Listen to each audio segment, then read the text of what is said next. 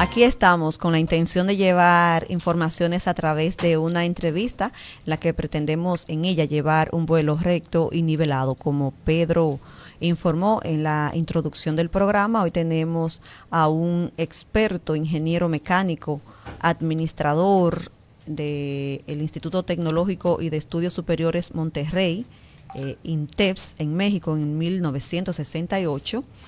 Consultoría y asesoramiento industrial y empresarial, 48 años, Instituto Tecnológico y de Estudios Superiores de Monterrey. Bueno, pues tenemos a alguien que es parte de nosotros, porque también escribe para el digital El Aviador. Y a raíz de una cantidad, de 9 artículos ya, que lleva publicado sobre un tema en específico, hoy quisimos invitar a don Hugo Bueno Pascal, ex administrador general de la Compañía Dominicana de Aviación. Don Hugo, saludo, bienvenido de nuevo a su casa. ¿Cómo está usted? Buenos días, encantado de estar nuevamente con ustedes y además de darme la oportunidad de rememorar esos tiempos que viví al frente de la línea aérea y que luego he sido un partícipe de los movimientos que se producen en todo lo que es la aviación comercial del país. Qué bueno, don Hugo. La historia de la industria aérea dominicana, ¿usted considera que se ha escrito basada en la verdad? Bueno, yo no creo realmente. Ajá. Lo cierto es que, recuerdas que la línea aérea dominicana de aviación inició en el 44 y empezó con vuelos charter y vuelos domésticos con equipos pequeños. Luego compró equipos DC-3, DC-4, DC-6 de pasajeros y empezó a volar ya internacionalmente a Miami y Puerto Rico. En la década de los años 70 adquirió los Boeing, que se llamaban, recuerdas, Duarte, Sánchez y Mella, es decir, dos Boeing 727-100 y el Boeing 727-200 que era el Duarte. Es decir, que también, acuérdate de que se adquirió un avión DC-9 que lamentablemente se precipitó en el mar apenas habiendo despegado del aeropuerto de las Américas. Parece que hubo un problema de combustible, eso es lo que se señaló y lo que se investigó, y el avión se precipitó y murieron todos sus pasajeros, incluyendo sus tripulantes. Eso es lo que había habido hasta la década de los 70, y entrando en los 80, la Dominicana de Aviación era una empresa que solamente le producía pérdidas económicas a cada gobierno que entraba. Lógicamente, acuérdate que teníamos la dictadura de Trujillo y el gobierno la mantenía durante todos esos años, aún perdiendo mucho dinero, de tal manera que en la década de los 80 ya tú tenías una empresa totalmente quebrada, es decir, con un capital negativo, porque debía más, tenía un deuda por más de 24 millones de pesos y su capital era apenas 3 millones de pesos. Es decir, que esa es una pequeña introducción de lo que fue la aviación comercial, que habría que decir que estaba fundamentada en la línea aérea nacional, porque era la principal y la que se comía o conseguía o tenía más del 80-90% del movimiento de pasajeros que había en el país. Lógicamente, de línea dominicana, habían otras líneas extranjeras que competían en ese mercado. Don Hugo, un placer Esto escucharle. Es más o menos una pequeña introducción a lo que fue la historia del 44 hasta los 80. Don Hugo, un placer escucharle. Gracias. ¿Qué llevó al traste definitivo de la línea bandera nacional dominicana de aviación? Bien, yo escribí un artículo que se llamó La primera puñalada. ¿Cómo? Y en Una un periódico estocada, de aquella época, creo que fue el Nacional, no me acuerdo bien cuál periódico fue. Y la segunda puñalada no la pude escribir porque se la mandé al periódico y no la publicaron por asuntos políticos. La primera puñalada que se le dio a la Compañía Dominicana de Aviación fue el combustible. El combustible en los años 80, producto de las negociaciones que había tenido el país con el Fondo Monetario Internacional, se lanzó al mercado paralelo y se triplicó el precio. Entonces, la línea aérea que venía remontando y que había hecho una expansión tremenda, pasando de 408 asientos en el 1982 a 1.210 asientos en el 1985, y que en ese año, ya en el 1985, se adueñó del 51% del mercado de pasajeros que se movían de entrada y salida del país, transportando alrededor de 740,000 pasajeros en ese año, que era mucho, estamos hablando de 45 años atrás, o sea que es mucho tiempo, y en esa época es una cantidad considerable. Entonces, ¿qué pasa? Que ya venía remontando. Entonces, el gobierno, el combustible que costaba $1.10 más o menos, recuerdo, se llevó a costar $3.10 o 20 centavos. Es decir, se triplicó. Tú sabes que el costo del combustible es el costo fundamental en una operación aérea. Después viene el costo del capital y después vienen los costos que se agregan en aeropuertos y todo lo demás. Es decir, que cuando tú tienes el costo del combustible por más del 50% y te triplican el precio, es una puñalada que te va a llevar a la quiebra en poco tiempo, porque tampoco podías aumentar los pasajes 3 veces, porque las líneas aéreas que venían al país se cargaban fuera, en otros aeropuertos, y no cargaban a los precios que nosotros cargábamos. Eso era desleal, entonces, don Hugo. ¿Perdón? Eso era desleal, entonces. Claro, inclusive el personal de la Texaco, a quien le servía el combustible a la Compañía Dominicana de Aviación en esa época, fue a la Secretaría de Industria y Comercio a decir que si le ponían ese precio a la Dominicana de Aviación, la compañía no iba a salir adelante.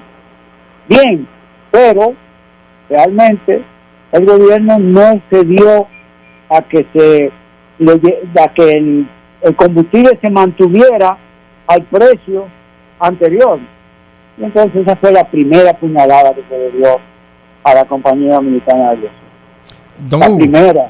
sí. Si quieres te hablo de la segunda puñalada y te doy la última puñalada, que van a ser 3, para que tengamos la desaparición total de la compañía. La segunda puñalada. En el 1986, el presidente Balaguer pone al frente de la línea aérea a un, entre comillas, experto en obras públicas, que no sabía nada de aviación ni de administración, y que aparte de esto, era un individuo que dijo y decía que él no se montaba en un avión, que nunca se había montado en un avión porque no le tenía terror. Oh, Dios mío.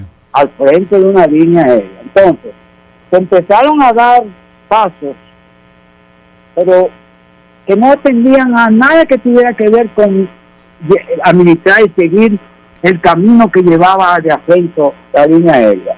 Entonces, pasó esa administración, vinieron otras administraciones, y cada uno se fue sirviendo de lo poco que le quedaba a la compañía.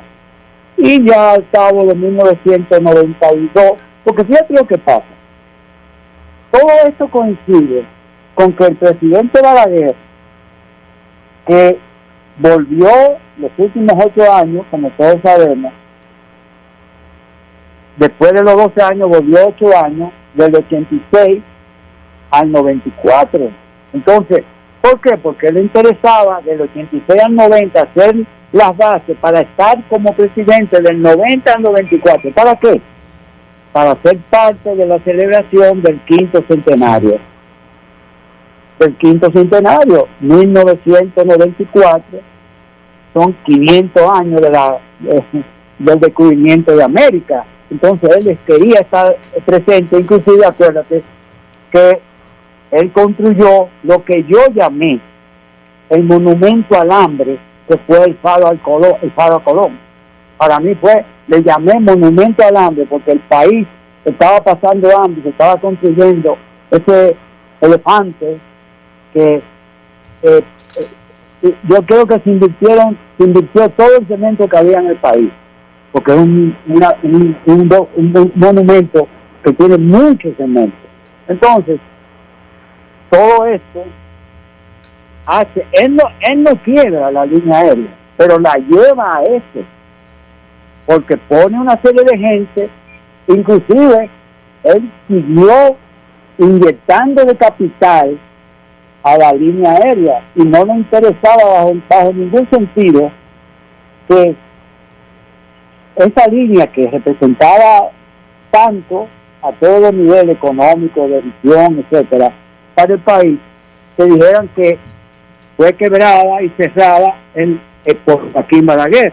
Entonces, deja a la empresa, le inyecta dinero, la mantienen en un periodo en el que empezaron a hacer arrendamientos. Ya no había aviones, porque los aviones habían desaparecido, por una u otra razones, como yo expliqué en los artículos, y que fueron muchos regalados por centavos. Don Hugo, entonces, ahora que usted dice regalado, tengo una pregunta por aquí en ese tema. Esas personas que regalaron y abandonaron las aeronaves de la CDA, ¿andan todavía en el ambiente de la industria aérea? No en el ambiente de línea aérea. Hay algunos que están todavía vivos, hay otros que han fallecido, pero no son, porque esa gente que entraron en esas ocasiones al mercado, al campo de la aviación, entraron por accidente y porque querían estar ahí, pero no tenían ningún vínculo con el sector. Yo no puedo decir que tenía. Lo único que yo había hecho antes de entrar a Dominicana fue un estudio que le hice a Jacinto Peinado para la línea aérea que él tenía de Ala del Caribe, no sé si la recuerdan. Sí. O sea que no tenía relación, pero yo estudié administración, eso fue lo que yo estudié, y yo creo que no es un piloto el mejor administrador de una línea aérea, sino un administrador. El piloto es para pilotear los aviones, para dirigir los aviones, pero no para administrar una empresa aérea. Eso está demostrado en el mundo entero, que es así.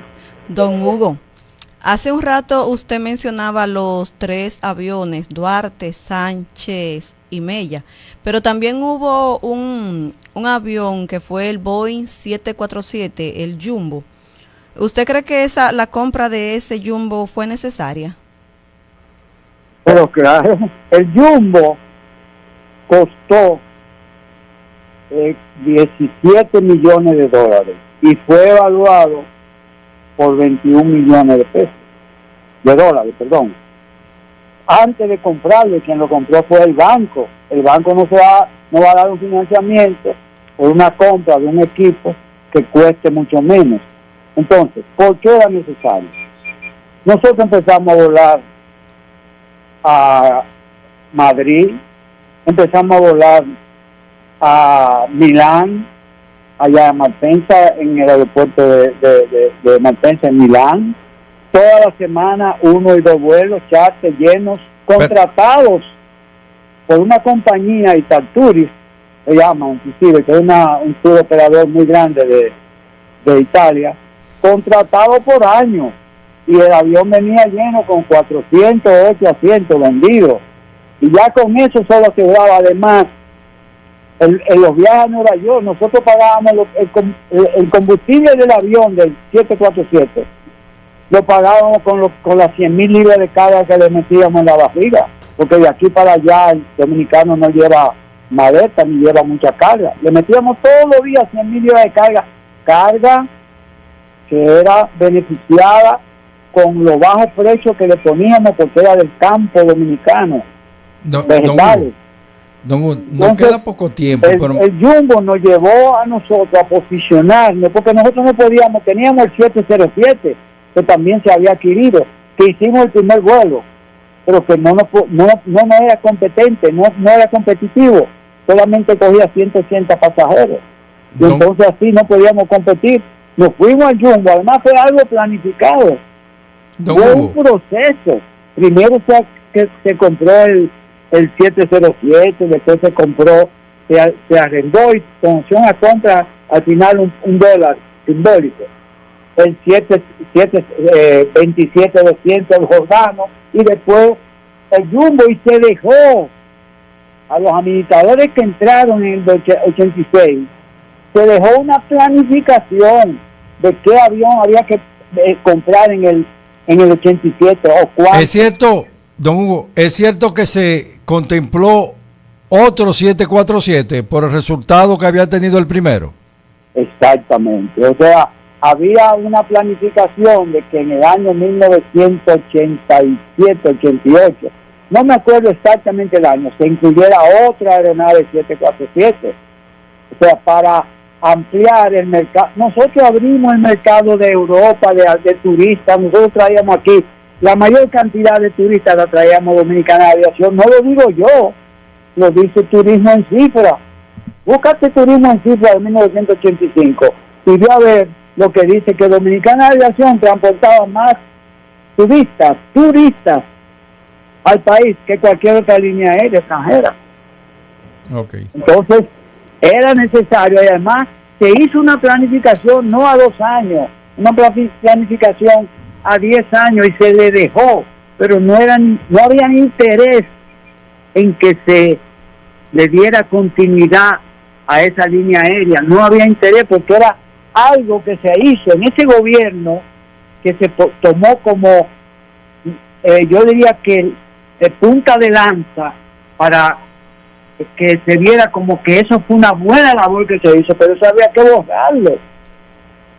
que borrarlo, porque eso era demasiado, era muy visible. Un edificio que se construyó adelantándonos al tiempo con una terminal de pasajeros para chequeo de pasajeros en la ciudad, de tal manera que y transporte del equipaje por la línea aérea al aeropuerto, de tal manera que cuando el pasajero llegara al aeropuerto no tenía que hacer fila ni nada, sino entrar a inmigración y se acabó. Una moderna terminal de pasajeros. ¿Qué pasó con el edificio? Bueno, ahí está la historia. Ahí lo señalé yo en uno de los artículos que escribí sobre toda esta remembranza de lo que fue la compañía, la aviación, y básicamente encarnada en Dominicana Aviación. Don Hugo, ¿qué sucedió en 1993 con la CDA? Que de ser una aerolínea bandera pasó a un agente comisionista de pasajeros. ¿Qué sucedió ahí? Fíjate, a propósito que tú señalabas eso, en el 1993 hay una comunicación, una página completa, pagada en el periódico Listín Diario, de todos los pilotos del sindicato de pilotos mecánicos, todo lo que tenían que ver con la operación más importante en la línea aérea de la compañía de migración, que se la dirigieron a Balaguer en el 1993, donde le indicaban que la compañía estaba haciendo arrendamiento de aviones pero ya era muy tarde, 1993, haciendo arrendamiento de aviones lesivo totalmente a la compañía, totalmente, y se le explicó y le explicaron los pilotos y los mecánicos, todos, en ese un escrito muy interesante, muy importante, y no se hizo nada. Entonces empezaron, después que pasaron, que ya no tenían aviones y que los arrendamientos fracasaron porque eran lesivos totalmente, entonces empezaron a vender las líneas, los destinos que tenían derecho, empezaron a vender a los destinos a Nueva York, a Miami, con aerolíneas que hacían los vuelos y ellos cobraban una comisión. Entonces ya se convirtieron en comisionistas y ya era prácticamente la desaparición de la compañía dominicana de aviación, que viene a materializarse oficialmente, porque eso es oficialmente, porque yo particularmente creo que el principal responsable de la desaparición de la línea aérea dominicana de aviación fue Joaquín Balaguer, porque los personeros que se pusieron ahí, lo único que hicieron fue daños uno tras otro. Pero en el 1999, entonces, Leonel Fernández disuelve la compañía. Estoy hablando de que disuelve la compañía de manera formal, legal, que tiene que se llevar a cabo siguiendo una serie de trámites de acuerdo con la ley del país. Nosotros lamentamos, don Hugo, tener que concluir por hoy esta entrevista por una cuestión de tiempo. Pedro quiere agregar algo. Que van al aviador. Ajá. Y también a acento.com.do y ahí están los 9 artículos, son una joya. Dedíqueselo a saborearlo, sobre todo a las personas de la industria aérea, para que conozcan un poco de la historia y nos dejemos de estar pensando que Dominicana fue un colapso económico, y para mí, que siempre lo sostengo, a Dominicana la cerraron por favorecer líneas aéreas foráneas. Bueno, también agregar un segundito, un minutico, menos de un minuto, agregar que todos los documentos originales de estados financieros que yo indico en esos artículos están disponibles para que si alguien está interesado en verlo, no es lo que yo digo, sino lo que dicen otros, lógicamente seguido por las experiencias que tuvimos en esa área. Qué interesante. Vamos a dedicar más adelante más tiempo porque debemos conocer la historia de la aviación, y qué bueno contar con don Hugo que pueda hablarnos sobre su experiencia al respecto. Así que agradecidos como siempre de contar con don Hugo Bueno Pascal, ex administrador general de la CDA.